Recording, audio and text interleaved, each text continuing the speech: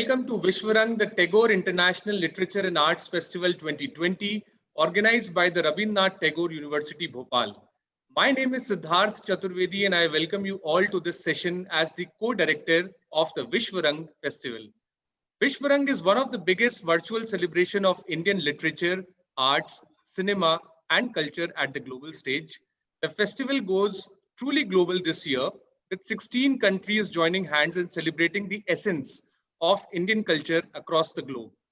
And today, we are in conversation with one of my favorite authors, someone who has literally established the mythological thriller or the mythological fiction genre in India, someone whose writings have literally taken the literary world by storm, and someone whose journey serves as a sheer inspiration today to several aspiring readers and writers across the world, none other than the author Amish Tripathi. Amish, welcome to Vishwarang 2020. Thank you so much for having me, Siddharth. Welcome to Vishwarang, Amish, and let's begin the conversation. I'll give a very short introduction of our speaker today, and then we jump right into the questions. So Amish is a diplomat, author, and a columnist. He has taken over as the director of the Nehru Center in London in October 2019. Amish has been listed amongst the most powerful Indians by India Today magazine in 2019. Forbes India has regularly ranked Amish among the top 100 most influential celebrities of India. Amish has also been selected as an Eisenhower Fellow, a prestigious American program for outstanding leaders from around the world in 2014. Amish published his first book in 2010 and has written 8 books till date. His books have sold a mind-boggling 5.5 million copies till date and have been translated into 10 Indian and 9 international languages. He is an alumnus of the prestigious IIM Calcutta, and he's worked for 14 years in the financial services domain industry before turning to writing. So, Amish, let's get started. The first question I have for you, and for the benefit of all our audience, we would definitely like to ask is that your story pre-2010 sounds like a quintessential story of a bright boy coming from a middle-class background, doing well in competitive exams, and landing up in a well-paying job in a growing sector.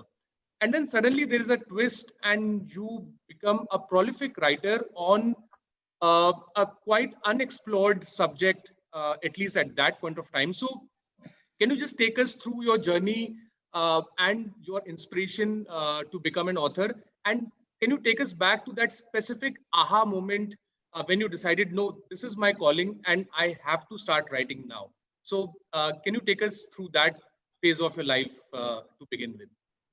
A very good question to start with, Siddharth. And if I may paraphrase Shakespeare, some people are born writers. Some people achieve a writing career after a lot of hard work, and some people have a writing career thrust upon them. I am from that last group. I never really planned on being a writer or an author. I was a very left-brained student all through my schooling and college. I graduated in mathematics. It doesn't get more left-brained than that. Did an MBA from IIM Calcutta, was in banking for 14 years, completely left-brained, academic oriented. I did sports and all as well, boxing, gymnastics, but I was never creative, right? And I used to read a lot. And this is one of the things I tell anyone who wants to be a good writer. First, you must be a good reader. So I was a voracious reader, but I never thought I had the creative chops to be a writer. And maybe that's what life is about. Often, life is what happens to us while we are planning other things. There's a story which kind of grabbed my soul, and I started writing it just for myself. I didn't really think where it was going to go. I wasn't thinking like a practical middle-class boy. I was writing just for myself without realizing it. Perhaps I was living what Lord Krishna advised us in the Bhagavad Gita, karmane vadikaraste ma phaleshu kadachara. I was just enjoying my karma, wasn't thinking of the fruits of my karma. Ki yaar ye kitab success hoga ya failure hoga, kisne socha? I was just writing for myself. And I have to tell you, I resigned only after my second book. So it was not that I just jumped without thinking. I continued with my job. My job was paying my bills. It was well paying, and I could meet my responsibilities. There's no dishonor in having a banking job. Right. I'm not some gunda or something. And it helped me meet my responsibilities. But that's another thing that I advise to to the students or youngsters who are watching this, that when you make your life decisions, use your mind and your heart. Don't just jump without thinking. You should never suppress your heart. Like if I had said, yaar, ye writing kaun karega, chodo, let me just stick to my job, I would have been so unhappy. If you suppress your heart, then zindagi bhi koi zindagi hai. But if you listen only to your heart and don't use your mind at all, bina soche samjhe bas kood gaye, then often what is your dream becomes your nightmare. Right. Imagine if I had a great book idea and I went next day I went to my office and told my boss, "Bhar mein jao, main apni dil ki sun raha hu." Now it took me 4-5 years to write the book, and after that the book was rejected by every publisher it was sent to. I finally self-published. यार उस समय तक भाई महीने के अंत में जो बिल्स जो आते हैं, who would pay that? So you have to be practical and pragmatic in your decision, heart and mind, दोनों सुन के. Right. And I mean, that's the crux of it all in many cases, isn't it? I mean, the right mix of head and heart. Head and heart. That's what our ancestors advise us also. Right. ये पिक्चरों में, ये बॉलीवुड पिक्चरों में या Hollywood पिक्चरों में बोलते हैं, अरे दिल की सुनो, कूद जाओ, दिल की आवाज सुनो, दिल की आवाज सुनो. वो बस हॉलीवुड में चलता है और पिक्चरों में चलता है, बकवास है वो. And then on the other side, they also someone who's in the corporate life is like, full सिर्फ दिमाग की सुन रहा है, दिल की कुछ नहीं सुन रहा है. Either of those extremes are bad. थोड़ा balance रहो. अति सर्वत्र वर्जयेत. Extremism of any kind should be avoided. That is the Indian way. Right. Great. So थोड़ा और पीछे चलते हैं and let's go back a little bit again to your early years. तो काशी, ग्वालियर और सतना, ये सारे शहरों का रूट और इम्पैक्ट कहीं ना कहीं आपकी लाइफ में जरूर है. तो इसका इम्पैक्ट आपकी राइटिंग पे और ओवरऑल जर्नी पे कैसे पड़ा? And can you just take us through those early years, that setting of your family in Kashi, and how have these so-called tier 2 towns played a role in your writing and your career? देखिए, ये ऐसा है कि I've had the wonderful blessing of being in two worlds. My father's family's roots are in Kashi, in Banaras. My grandfather was a Pandit at Vishwanath Ji. And my mother's family, the roots are in Gwalior and Satna. And most of my early years were actually spent in Odisha, in a very, very small place called Kansbahal. It was outside of a town called Rourkela, where there's a steel plant in western Odisha. So much of my life was actually in this small town, India. My parents are educated in the Hindi medium. So we are completely rooted, completely traditional. At the same time, my parents had this, because they suffered a lot because they didn't know English well. They were talented, but they won't get good jobs. So they decided that their children will not suffer what they suffered. There are 4 of us children. So the moment they could afford it, they sent us to schools, which was way beyond their income and class level and social class level. So when we shifted to Mumbai, we were sent to Cathedral and John Convent School, where my friends, the cost of the shoes that they wore was more than my father's salary. They sent us to those kind of schools. And my mother used to say, तुम ये अंग्रेजी वालों के सामने सहमोगे नहीं, डरोगे नहीं इनसे, क्योंकि हम लोग हारते कब हैं? जब हम सहम जाते हैं, डर जाते हैं. कि we don't even try to compete because we think यार ये तो बड़े लोग हैं, हम छोटे लोग हैं. Correct? She said वो मानसिकता ही नहीं होनी चाहिए. You should see them from your growing up years, so that there's no fear in your mind. Then you will compete the way it should, the way you should. So we were actually blessed with both these experiences, and that was because of the tremendous sacrifices my parents made. And at the end of their lives, they had no savings because their only savings was the education of us, 4 of us children. No house, they had nothing basically. Right? And slowly now the family has become wealthier. So now all of us have houses, everything. But Right. by the time we got into jobs, the four of us children, my parents had absolutely nothing except the education of their four children. Right. Right. But because they did that, we could succeed so much more. And it was the sacrifices for our parents. And again, there's some suggestion that I want to give, that all of us who are young, we should never forget that we stand on the shoulders of our parents, on the sacrifices that they have made for us. And we should Absolutely. always remember that. We should always be grateful for that. Yes. No, wonderful thought, that one. And education as an investment also, coming through, and it does pay, all of you who are listening and listening to Amish. So education and as an investment is a big investment to make, and that's what we hear from Amish. So just staying with that thread for one more question. So how exactly, you could have written about anything else. I mean, a writer is a writer. So how exactly did you think of this particular topic, and more so in during that time when I could imagine that this topic would have not been very publishing friendly. Of course, I mean, your books got rejected by the first set of publishers. So how did this mythological thriller or mythological fiction genre come in your mind? See, it's not that I was looking to be a writer. If I was looking to be a writer, then I would have done some market research. भैया क्या चल रहा है, क्या genre चल Correct. रहा है, Yes. उसमें research करते हैं, वो लिखते हैं. I wasn't Yes. looking. I was very happy with my banking job. I wasn't unhappy. I'll not say it was a brilliant. I mean, it is boring banking, but it pays well. There's no dishonor in the job. Yeah. I was Of happy course. with it, right? And I was doing well. I was a member of the senior management committee. मैं सोच मैं CEO बन जाता कुछ so it wasn't bad. It was more that a story came to me and I had no choice but to write, and I was writing for myself. Now, if stories come as inspiration, they'll come in an area where you have knowledge. I had knowledge in this area because of my family background. Like I said, very traditional family. We grew up with all our scriptures and our traditions.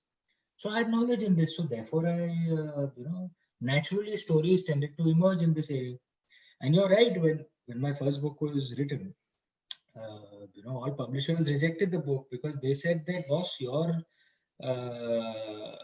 book has everything that could be wrong with a book. That's what I was actually told that.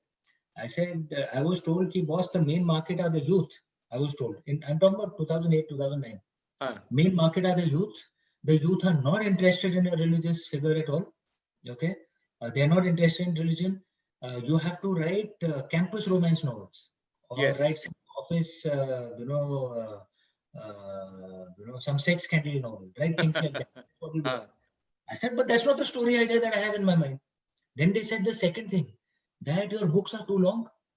They said, youngsters, I was told youngsters have no attention span. Books should only be 100, 150 pages. You write 400, 500 pages. ये आपने इतना बड़ा क्या लिख दिया है मतलब? इतना कौन पढ़ेगा? And the third thing I was told, which I thought was the most insulting thing, they said that if you want to become mass, you have to dumb down the book. And you'll notice most of the books, all that they work, are all at a very base level. But your books are, all high IQ. You're speaking of philosophies every second chapter, and you want to draw connections and you want to make it complex. And they said, no, the youngsters are not interested in high IQ stuff. Yes. So I was told my books are a guaranteed flop. That's what I was told. Guaranteed. I self-published my first book. It took off in the first week itself. And the irony is most of my readers are actually the youth. Yes. And that's the point I'm trying to make to you. This assumption that the youth like only dumb things is stupid, boss. I mean, boss, see, it's like this. I, as an individual, I like a Salman Khan movie or a Rajnikant movie, which they're not high IQ movies. Okay, I enjoy them. क्योंकि भाई दिमाग side में रखो और enjoy करो. Correct. Okay. But at the same time, I will enjoy reading a book like New Idea of India. I will enjoy watching a movie like Inception, which is very high IQ, boss. Yes. दिमाग लगाना पड़ता है. Yes. Movie समझने के लिए कि हो क्या रहा है सारा. Right. Okay. Yeah, Interstellar. I can enjoy that as well. I can enjoy Salman Khan movie as well. Yes. Correct. And that is true of most of us people. So the youth will like intelligent stuff. They will like dumb stuff as well. It depends on the mood you're in, yeah. Yes. So many times, and this assumption that the youth is dumb is, I think, precisely one of the most insulting assumptions. Yes. It's not just book publishers, filmmakers, all of musicians, all of them make this assumption that the youth are dumb, which is not true, boss. It is not true. I'm telling you, among the most intelligent questions at my events are usually from the youth, because they're actually thinking and they are confident. Unlike their parents, unlike our generation, हमारा confidence थोड़ा सा बढ़ रहा है. Our parents' generation confidence was low, let's be honest, especially in front of a Gora. But today's youth, they are very confident. Yeah. No, so that, I mean, that's the very, obvious trap in which many of, I mean, as you said, I mean, you typecast. They assume कि mass बनना है तो dumb बनो. ये बकवास है, boss.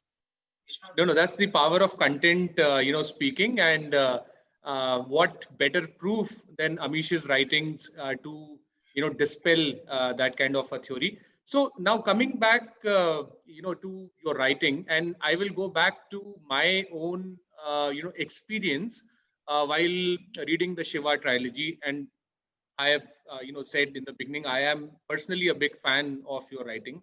So, going back to your book, I was, thinking of this dilemma, whether this is at one point of time, I thought this is the best historical account of Shiva which I'm reading. At the other point, I also thought this is just a fictional account based on legend. So the question for you is, and going back to what Napoleon said, that history is a set of lies that have been agreed upon.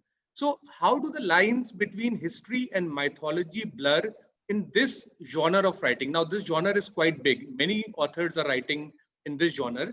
So how do the lines between history and mythology blur, and what does the reader take away from this in terms of the legend and in terms of a historical perspective?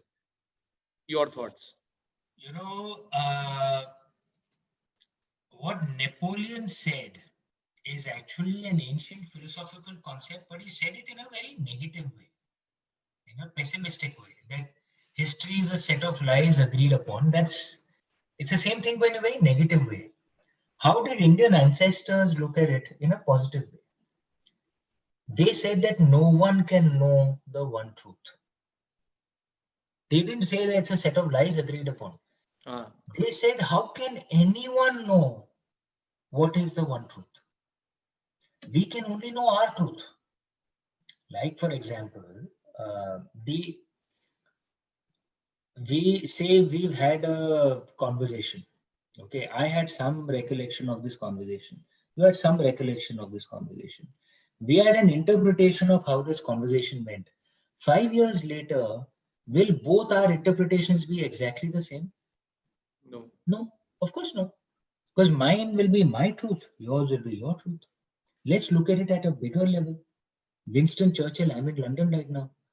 Winston Churchill for the British is a hero because he saved them from the Nazis. So he's rightly a hero for them. For Indians, Winston Churchill is a monster. He killed 3 million of us Indians in a man-made famine that he ordered. He ordered it. And 3 million of us he killed. An Indian can say rightly कि Hitler ने तो किसी Indian को नहीं मारा, लेकिन Winston Churchill ने 3 million Indians को मारा. So for us, Winston Churchill is worse than Hitler. He's a monster. Right. Whose truth is the truth? Our truth is also truth. But the truth of the British person is also the truth. Right. Correct.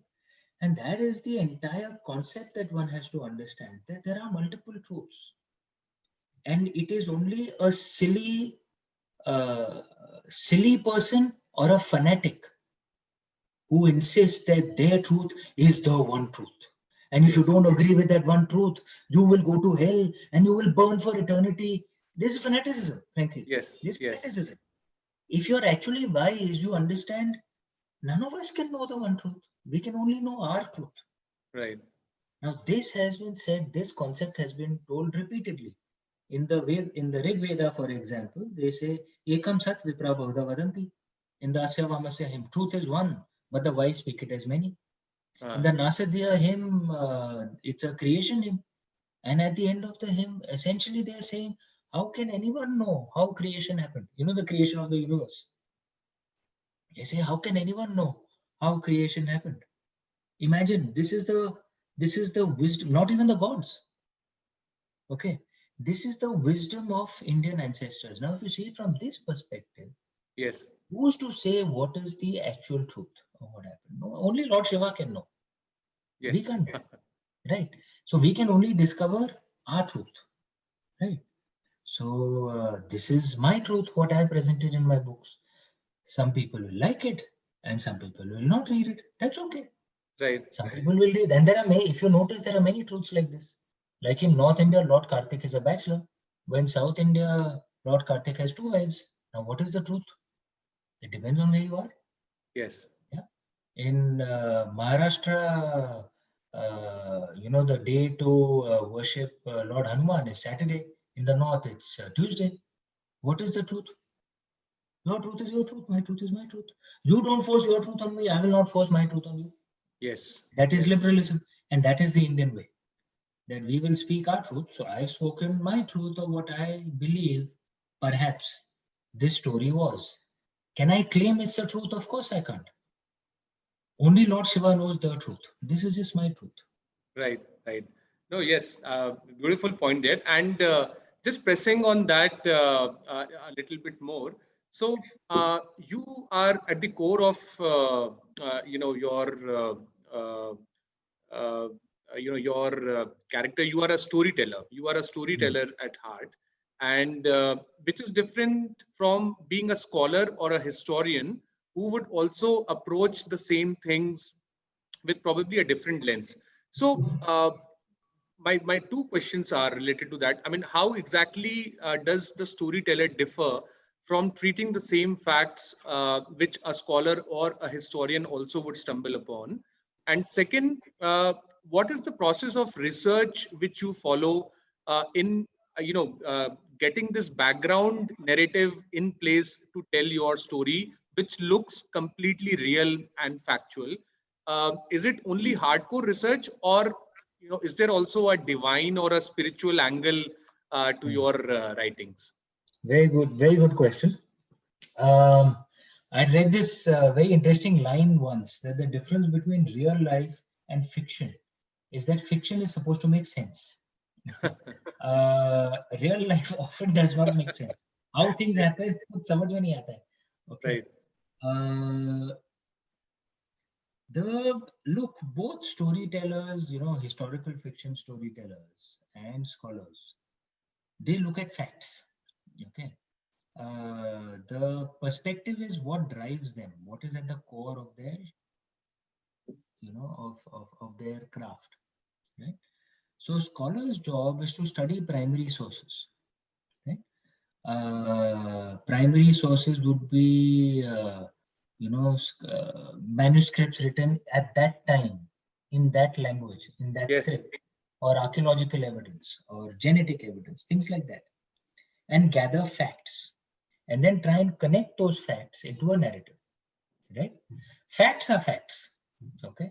But you'll notice the same, different scholars can put the same set of facts into different narratives. I just gave the example of Yes. Winston Churchill. It's the same set of facts, but 2 different narratives. Sometimes there are scholars who do not have ethics and make up facts. That happens, right? Like many of the British era historians who made up the greatest fiction since the play of Shakespeare, which is the Aryan invasion theory. They made up facts, right, to build up that theory. And there's still no archaeological evidence of an invasion.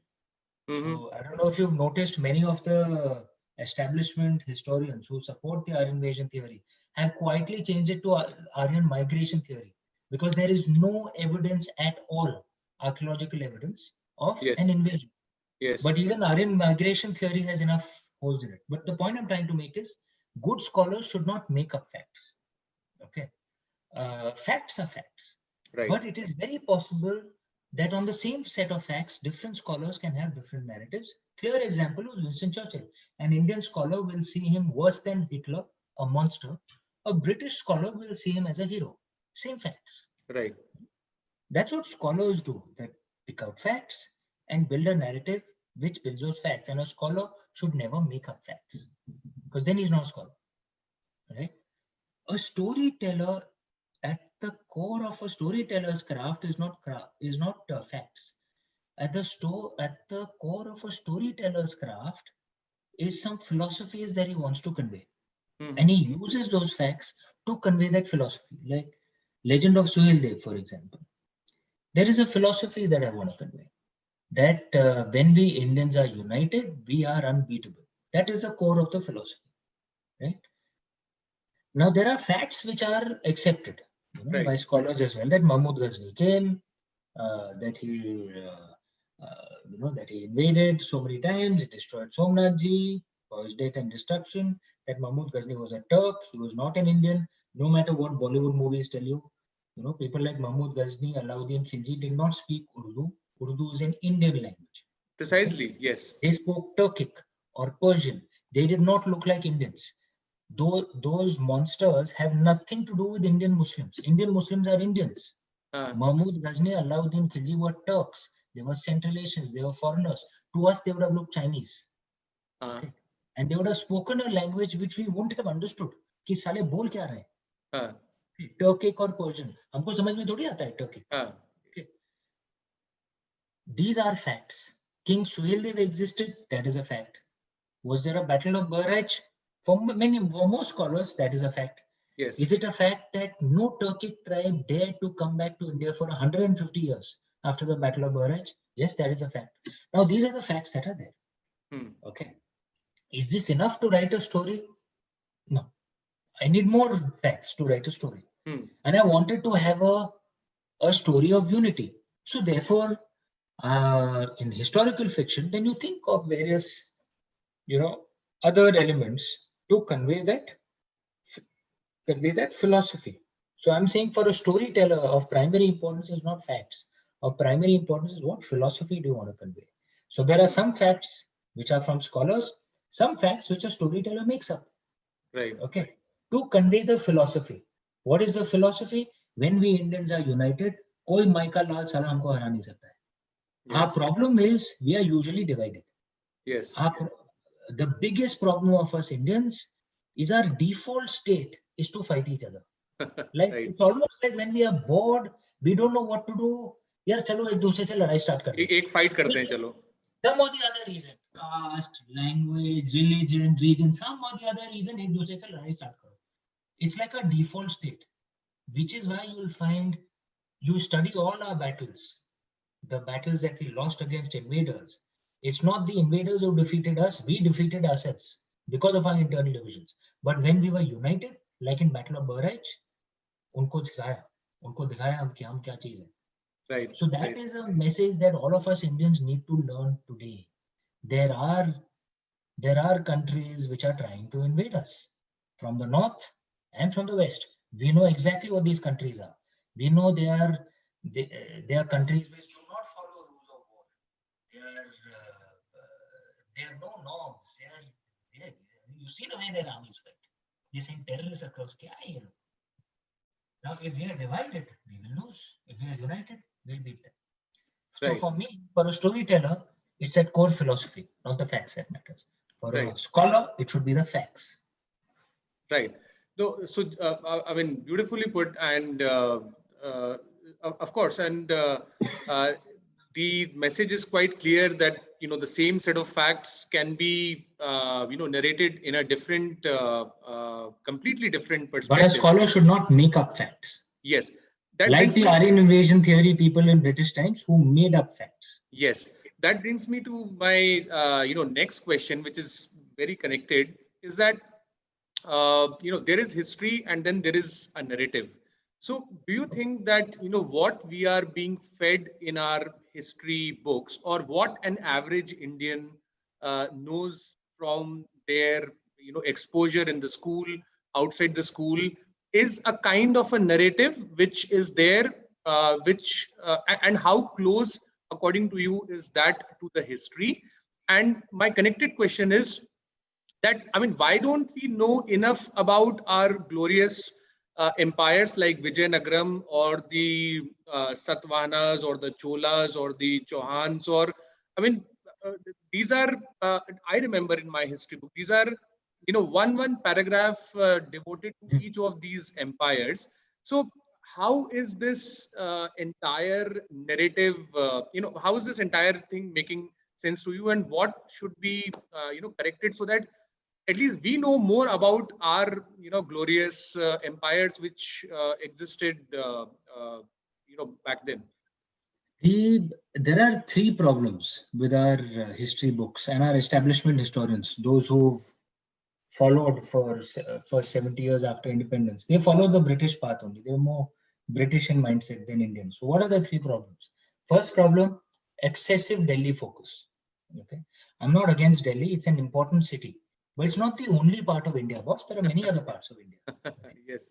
You'll notice in our history books, if an empire was not based out of Delhi, it is wiped out of our history books. Yes. Unless the empire is too big to be ignored. The Mauryas are the biggest empire ever in Indian history in terms of population that they controlled, the biggest ever in human history. So they are too big to ignore. So they are there in our history books, though their center was Bihar. The Guptas are too big to be ignored, though their center was Bihar. So they are there in our history books, right? But you'll notice Marathas, whose empire was bigger than Akbar's. They are ignored in our history books. Why? Their center was in Delhi. Their center was Maharashtra. The Palas from Bengal, the Buddhist Palas, their empire was bigger than Akbar's. They are ignored. Why? Their center was Bengal, not Delhi. The Gurjar Pratiharas are ignored. Why? Their center was Gujarat, Maharashtra, not Delhi. The Vijayanagar is ignored. Why? Their center was Karnataka, Andhra, not Delhi. Adil Shahis are, it's not just a Hindu-Muslim thing. You'll notice even Muslims, Adil Shahis are ignored. Why? Because their center was Maharashtra, not Delhi. Okay, Maharaja Ranjit Singh is ignored. Why? Because his center was not Delhi, it was Punjab. The Satavahanas are ignored. Why? Their center was Maharashtra and Andhra, not Delhi. The Kalingas are ignored. Why? Because their center was Odisha, not Delhi. The Ahoms are ignored. Why? Because their center was Assam, not Delhi. This obsession with, and you notice in Delhi, like the Mughals had to be covered. Their center was Delhi, admittedly, but it was a big empire. It should be covered. Why should Lodhis be covered, boss? They're glorified zamindars. Okay, why should they be covered in a history book just because their center was Delhi? Yeah. Why should the slave dynasty be covered? Again, glorified zamindars. Why? Because their center was Delhi. So you're saying the slave dynasty was bigger than the Adil Shahis, or bigger than the Satavahanas? What nonsense!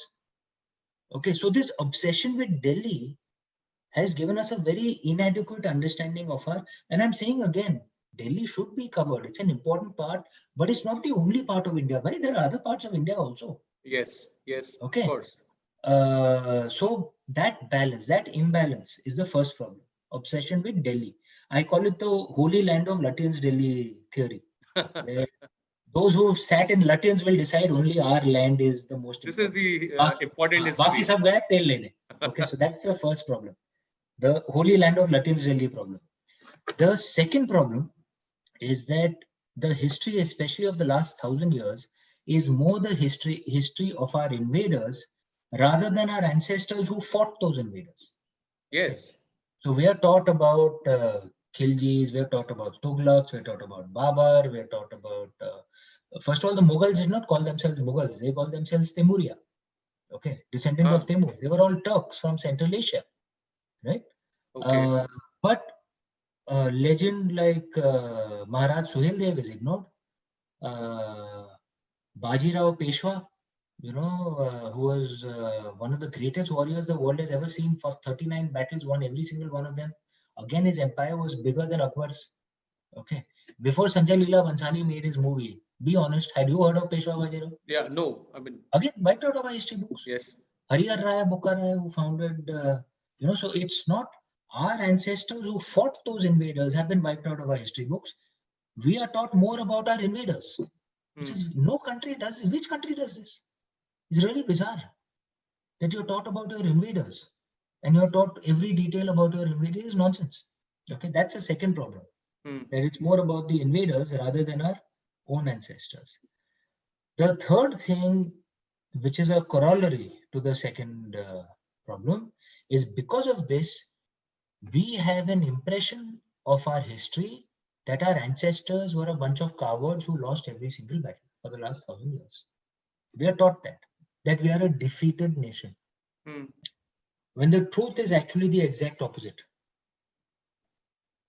India is the only pre-Bronze Age culture that is still alive. Every single other pre-Bronze Age culture has been wiped out. Those same Turks who came to India went to the Arab world as well, went to Europe as well. Yes. Okay. So essentially, two groups of people, the Turks and the Europeans, wiped out every single ancient culture in the world. Violently, most of them violently. Pharaonic Egypt, Mycenae and Greco-Roman, Gilgamesh, Mesopotamia, most of the Celts, okay? I'm in UK right now, yeah? The Nordic culture, all these cultures were all wiped out. Only one culture is still standing. Aaj tak khadi hui hai. Kyun? India. And why is India still standing? Kyun? Because our resistance never faltered. हमारे ancestors लड़ते रहे, कभी हथियार नहीं डाले उन्होंने. So we lost some battles, but we won some battles as well, which is why we are still alive. If we lost every single battle, बाकी सब की तरह हम भी मर गए होते. Right. Yes. So the last 1,000 years is not a story of, in my mind, is not a story of cowardice and defeat. It is a story of heroic resistance. The kind of resistance that did not happen anywhere else in the world. Nowhere else in the world. It is heroic resistance. And our culture is still alive. We still practice rituals that were practiced 5,000, 6,000, 10,000 years ago. Yeah. Many people think China is a pre-Bronze Age culture. It's not. Bronze Age matlab at least 5,000 years old. China is 2,500, at max 3,000 years old. China is not that old. Okay. We are the only pre-Bronze Age culture that is still alive because our resistance was heroic. Heroic. For 1,000 years, Salah hum aaj bhi khade hue hain. Right. Okay. Wow. That is what we need to learn, this pride and honor, and we need to honor our ancestors. They weren't cowards. Right. They were brave like the world hasn't seen. Right. So, wow. I mean, that is so motivating and inspiring. And yes, I mean, it is quite a energizing thought of its own. And we need to be conscious. We need to be aware of this, and we need to really make a way so that this gets included emphatically in all our exposure in education and in the co-curricular, extracurricular activities. But so I have a connected question. All of us, we have heard India as Bharat सोने की चिड़िया थी, भारत सबसे गौरवशाली संस्कृति थी, सबसे बड़ा देश था, भारतवर्ष था, और so much so that अभी एक हमारी habit भी है, I would say that we love to live on the laurels of our past also. मतलब हमने ये किया था, मतलब शून्य जो है वो इंडिया से निकला था, और बहुत सारी चीजें हम बात करते हैं. But 2 points. एक तो 1000 AD लगभग, उसके बाद what according to you would have went wrong so that this invader history became a part of our history? क्या हुआ exactly ऐसा कि we lost the plot? And second, अब जो हम आज खड़े हैं, तो to regain those kind of old laurels, और भारत फिर से एक विश्व की महाशक्ति बनेगी, and I mean everything which we are saying in the narrative, how do we really get there? So these two milestones of the history. I think we have not, because we've never had an honest look at our history. We haven't analyzed it properly, right? We haven't, because there's confusion in us. We think Delhi Sultans were us. We think Mughals were us. No, they weren't. They were foreigners. Okay. In fact, there's another problem in our history. If we don't call the British colonial rule Christian rule, why do we call the Turkic colonial rule Islamic rule? Like दिमाग में पीछे कहीं बिठा दिया जाता है that they were Indian Muslims ruling us. They were not Indian Muslims ruling us. Indian Muslims were as oppressed as the Indian Hindus. They were foreigners. Very We are good very point. clear in our mind. We don't equate the British with the Indian Muslims. Sorry, with the Indian Christians. We are very clear in our mind. Are British, Angrez the, foreigners the. What do they have to do with Indian Muslims? Hmm. But this confusion, historians and Bollywood movies इनने बिठा दिया है कि these foreign Turkic invaders were Indian Muslims. No, they weren't. They were foreigners. They were very clearly foreigners. They did not look Indian. They looked Chinese. They did not speak Urdu. Urdu is an Indian language. They spoke Turkic, Persian. We have to be clear on that. Because of that, we have a lot of internal poison, okay, in our country. And this is an example of the divisions. How come, and there was a time when invaders used to come to India, we used to beat almost all of them back. The Huns who destroyed Europe had come to India as well, the Hunas, during the Gupta age. Yeah. They destroyed much of Europe. India mein maar ke bhaga diya सालों को. Okay. Alexander destroyed the Persian Empire. Yes. But he was fought to a standstill, Alexander the Great, okay, Yes, as our yes. history teaches us. He was fought to a standstill by relatively minor kings of India in that time. Porus, which is the Greek term, his actual name was Puru or Pururavas, and there's confusion over that. We should use the Indian name. Why do we say Porus? In any case, he was the king of a quarter of Pakistani Punjab. That is it. Okay, Porus. Yeah. And Alexander was the emperor of all of Greece, Egypt, Persia, okay, much of the Eastern Mediterranean world, and he was fought to a standstill by this small guy. Yeah. He didn't even fight the major empire of that time, Nandas. So there was a time when we used to beat every invader back. Okay, we were never about offensive warfare. We outside of Raja Chola, we never sent armies outside of the Indian subcontinent. But we had great defensive warfare. That's we were able to beat back everyone. But there came a time from 11th century onwards, everyone was coming and defeating us. We haven't analyzed it enough. Why? One of the theories that I have is internal divisions. Perhaps that's when the caste system started becoming rigid. Okay? Internal divisions. People didn't have to defeat us, we defeated ourselves. That's one of the things we need to learn. Makes sense. It's a mistake our ancestors made. Internal divisions. We should not be internally divided. And I'm saying again, right now we are facing invaders. Yeah. We should be united. All 1.3 billion of us, of all religions, Hindu, Muslims, Christians, Buddhists, Sikhs, all of us, of all castes, of all language groups, of all regional groups, we must be united. That's a lesson we should learn from our ancestors. The second thing that comes with you said, which is true, is we try and just keep sitting on the laurels of the past, which is true. There was a time when India was the most influential country in the world. Angus Madison, a British historian, economic historian, had studied that for all of the first millennium, India was contributed between 30 to 35% of the world's GDP. Wow. America today contributes around 23% of the world's GDP. Relative to the world, we were that rich. Wow. Okay. There are 3 million Sanskrit handwritten manuscripts that survive till today. Wow. Ancient. And many of them they're not just religious texts, they're scientific, mathematical, navigation, so many. Okay. 3 million handwritten manuscripts, that's more than the rest of the ancient world combined. That was the knowledge production of ancient Indians. This was the wealth of ancient Indians. We would beat back all invaders. So we were kick-ass in every sense of the term. But you see from the 12th century onwards, we kept losing repeatedly to invaders. You don't see earth-shattering new inventions coming from Indians from the 12th century onwards. Our share as a proportion of wealth comes down. We need to analyze why. A lot of it is internal divisions, perhaps. We lost our abilities.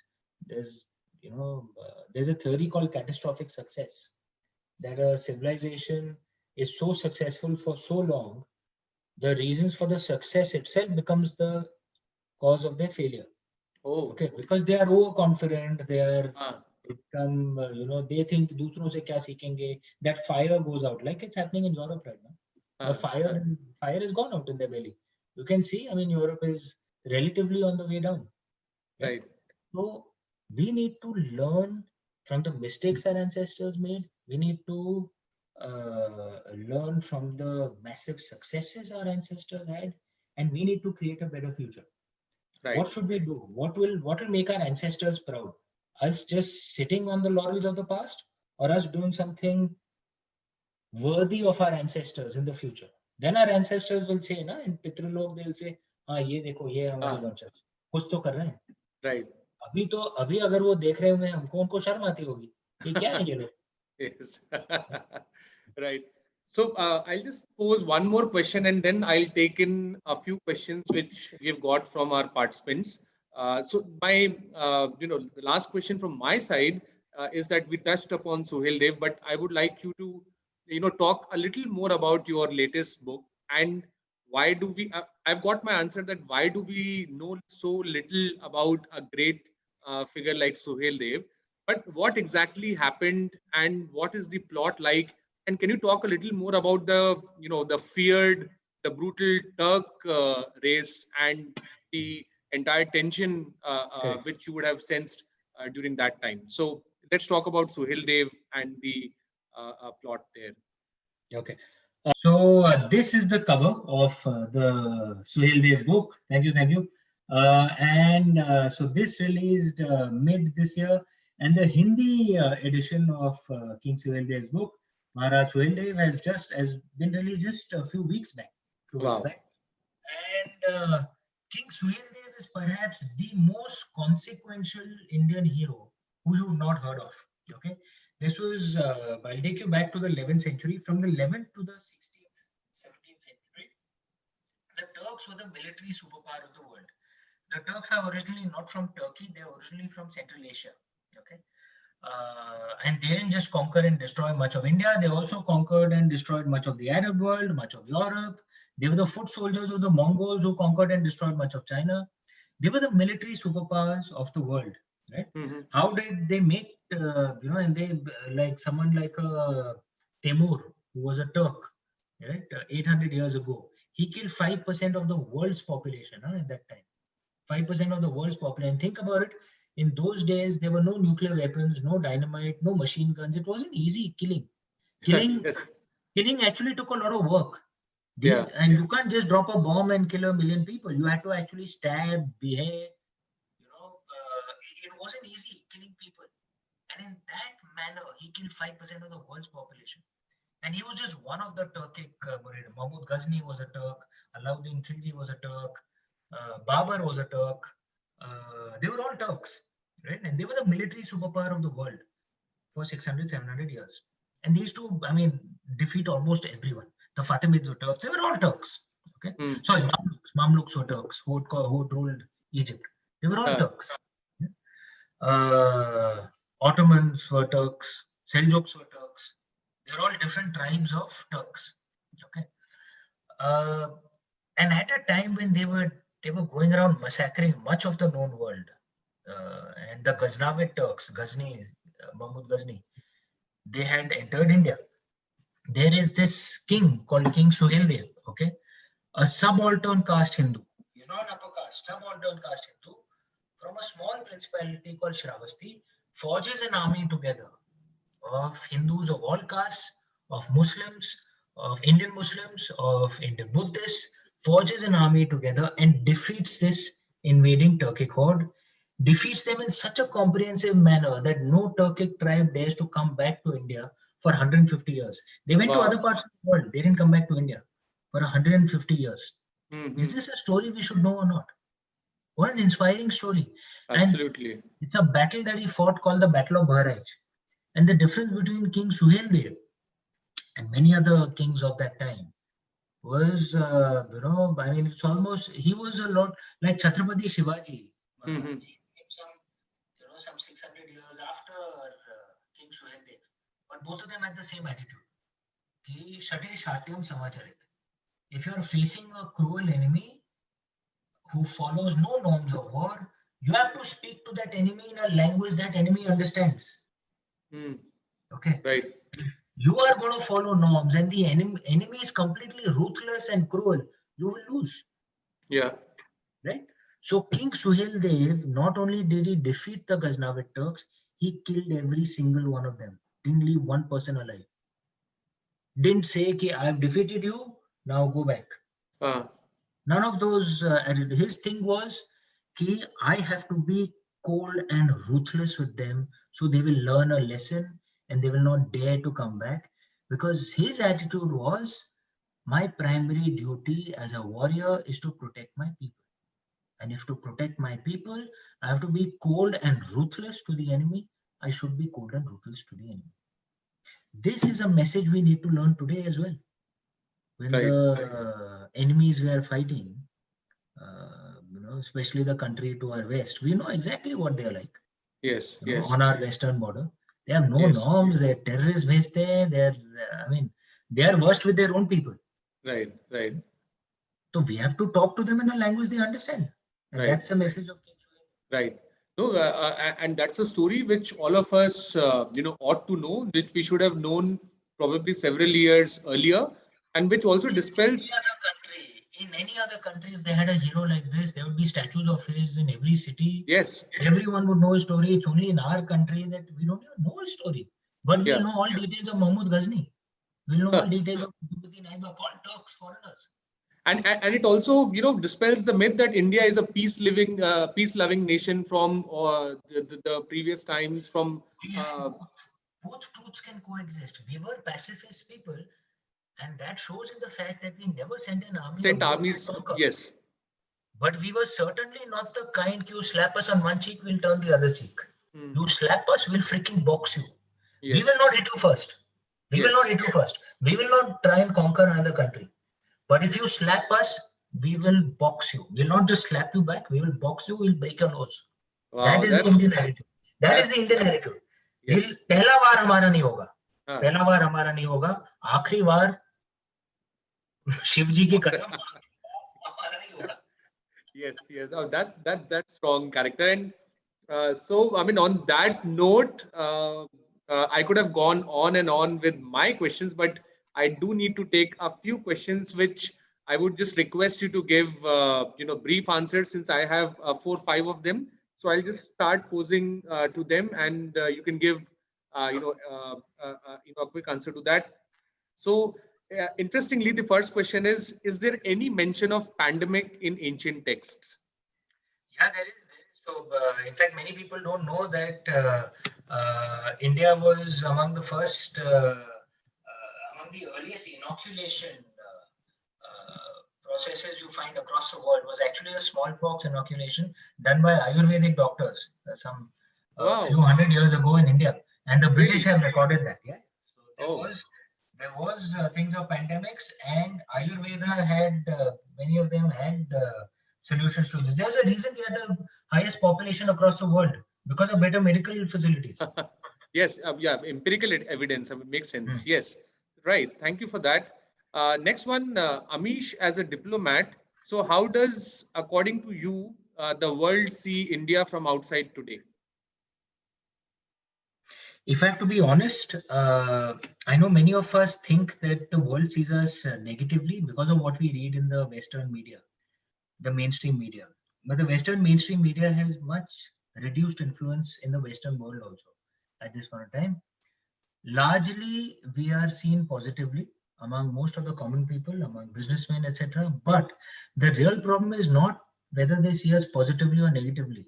The real problem is most of them actually ignore us.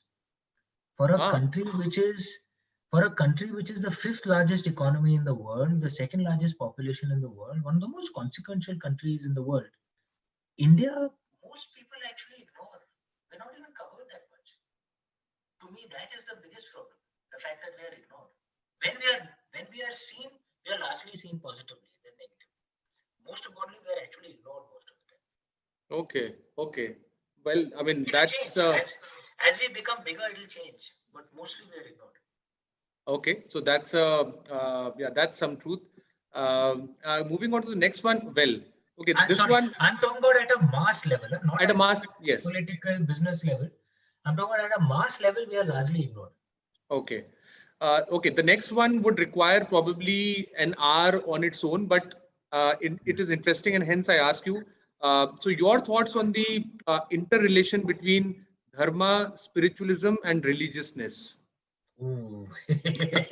This is not a short answer. Yeah, so let's move on to the next question. Let's move on to the next one. I should just clarify one thing though. that dharma is often wrongly translated as religion. Dharma is not religion. Religion is panth. Okay, Ah, so you can say Hinduism is a panth, Islam is a panth, Sikhism is a panth, Jainism, Buddhism, Christianity, they are panths.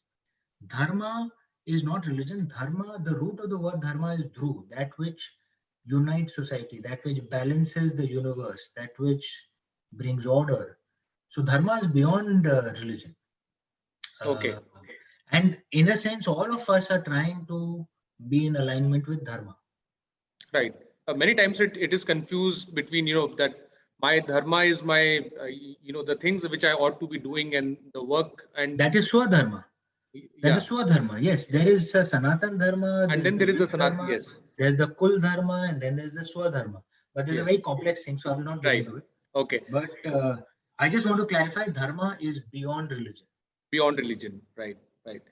Okay, next one is very interesting and my favorite, I would say. So, are Ramayana and Mahabharata really 100% real? And really, when exactly did they happen? What is the verdict on the timeline of Ramayana and Mahabharata? I believe that they were actual historical events that happened,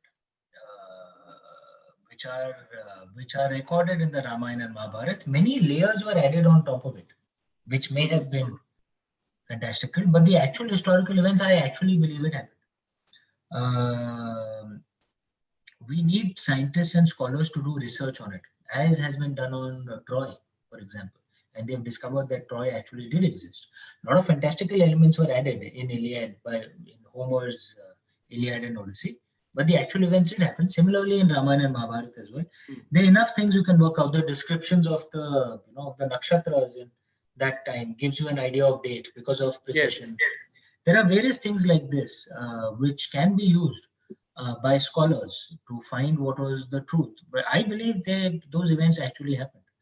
I believe Lord Ram, Lord Shiva, Lord Rudra, Lord Krishna, Satima, Parvati, I believe they are our ancestors. I believe their blood runs in our veins. And I think that should inspire us, that we have to be worthy of that blood. right.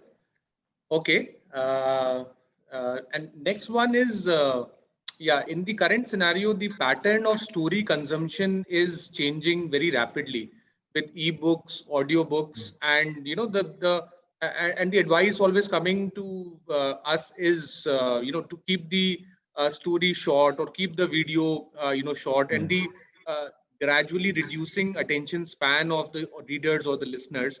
So, do you think this change is really going to stay, and are today's youth I mean, will they be more keen on reading shorter versions of stories in future, or how does this changing pattern come figure in your plan of things?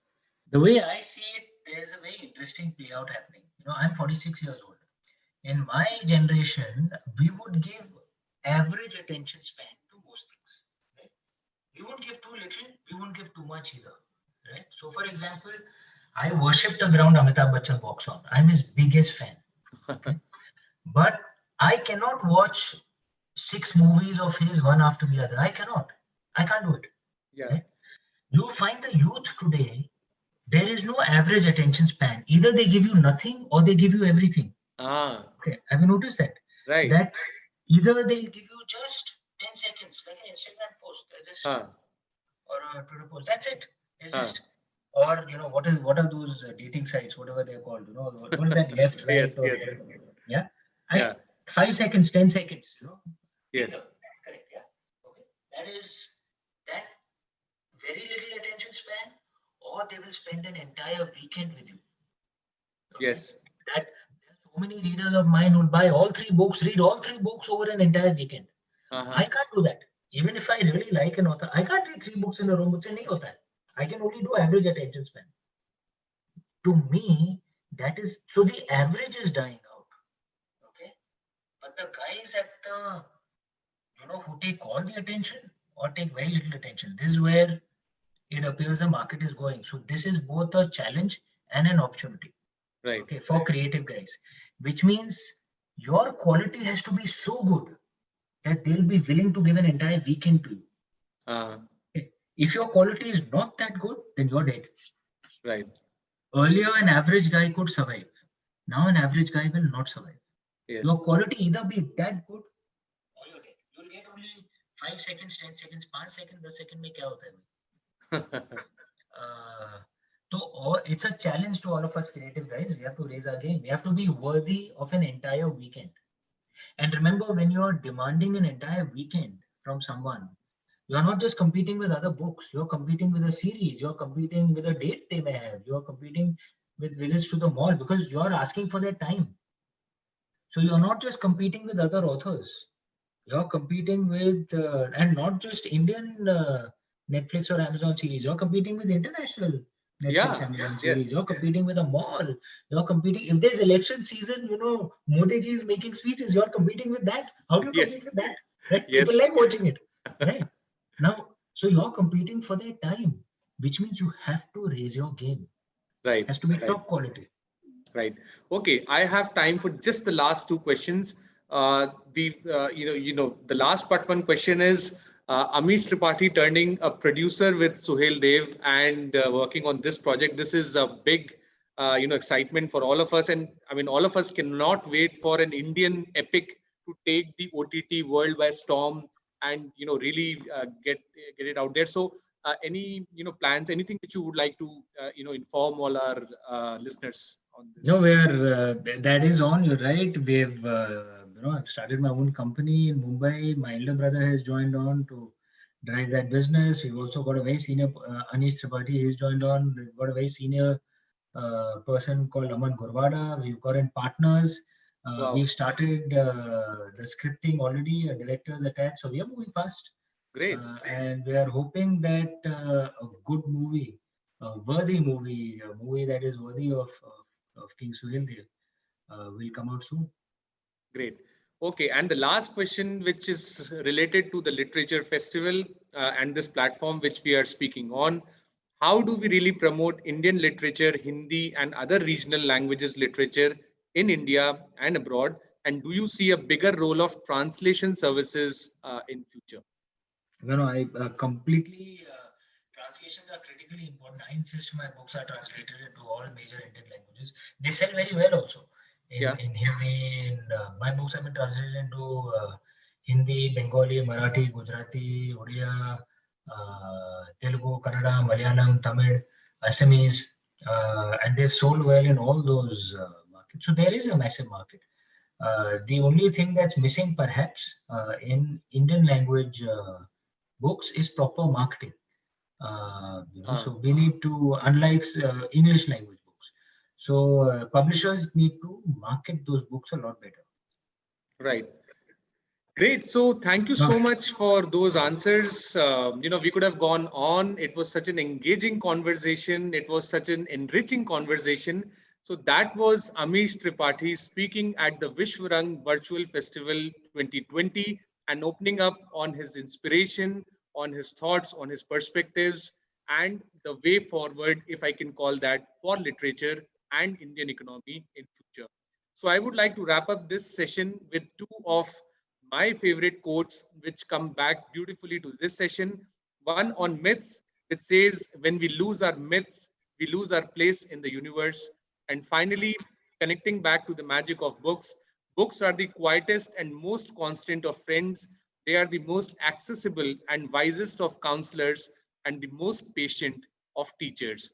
So continue reading, continue watching good stuff at Vishwarang.